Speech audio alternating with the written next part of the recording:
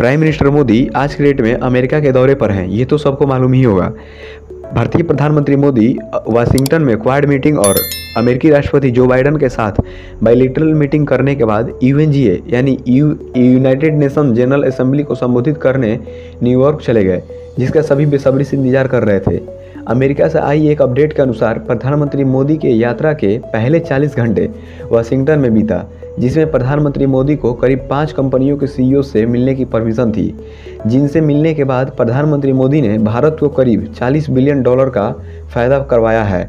प्रधानमंत्री मोदी ने 5 कंपनियों के सीईओ से मिलने के बाद उन सबको भारत में इन्वेस्टमेंट करने के लिए इनवाइट करते हुए ये बताया कि भारत में इन्वेस्ट करने के बाद उन सबको क्या क्या फ़ायदे होंगे, और उनसे ये भी पूछा कि उन लोगों को इंडिया में इन्वेस्टमेंट करने के लिए कैसी इन्वायरमेंट चाहिए।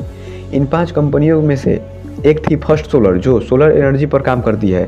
दूसरी ब्लैककॉम थी, जो सेमीकंडक्टर और 5G वायरलेस टेक्नोलॉजी मैन्युफैक्चरर है। तीसरी है एडोब, जो सॉफ्टवेयर डेवलपमेंट का काम करती है। और चौथी energy system and arm manufacturer general atomic थी। और 5वीं ब्लैकस्टोन, जो इन्वेस्टमेंट मैनेजमेंट कंपनी है। ब्लैकस्टोन के सीईओ और को फाउंडर स्टीफन ने पीएम मोदी से मीटिंग के बाद उन्होंने कहा कि हमारी कंपनी इंडिया में करीब $40 बिलियन और इन्वेस्टमेंट करेगी। हम और इसलिए कह रहे हैं क्योंकि ब्लैकस्टोन कंपनी इंडिया में पहले से करीब $60 बिलियन का इन्वेस्ट कर चुकी है और अब उसे बढ़ाकर $100 बिलियन करना चाहती है। वैसे आप ये $40 बिलियन का प्रॉफिट प्रधानमंत्री मोदी को देना चाहेंगे या नहीं, कमेंट में ज़रूर बताएं।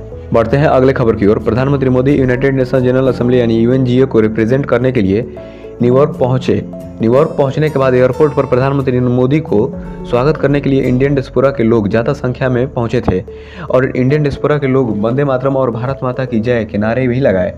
इंडियन डिस्पोरा के लोगों का यही प्यार देखकर भारतीय प्रधानमंत्री नरेंद्र मोदी प्रोटोकॉल तोड़कर उन लोगों से मिलने जाते रहते हैं।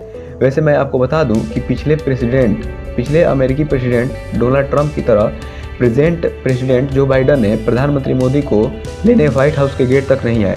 वैसे हम ये नहीं कह रहे कि कोविड-19 प्रोटोकॉल को तोड़ते हुए जो बाइडन को आना चाहिए था, लेकिन भारत और अमेरिका के स्ट्रेटेजिक पार्टनरशिप को देखते हुए कम से कम अमेरिकी वाइस प्रेसिडेंट कमला हैरिस तो आ सकती थी, जो अपने आप को भारतीय मूल की बेटी बताती हैं और भारतीय मूल के लोगों के वोट से ही वो जीती है।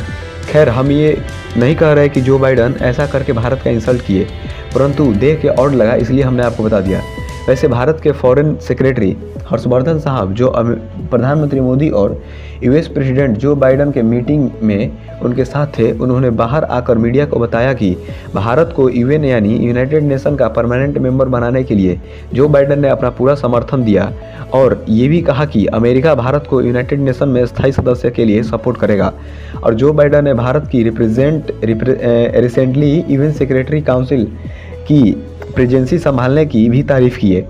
वैसे भारत को तो यूएन में परमानेंट मेंबरशिप तो मिल जाएगा, परंतु वीटो पावर नहीं मिल पाएगा, क्योंकि यूएन में परमानेंट मेंबर्स चाइना को छोड़कर अस्थायी सदस्यता देने की तो बात कर रहे हैं, परंतु वे वीटो पावर देने की बात नहीं कर रहे। वे अस्थायी सदस्यता की सीट बढ़ाकर 10 करने की बात तो कर रहे हैं, परंतु वो उन 5 देशों को वीटो पावर देने की बात नहीं कर रहे हैं जो अभी अस्थायी सदस्य जो देश हैं उनके बाद बनेंगे अस्थायी सदस्य।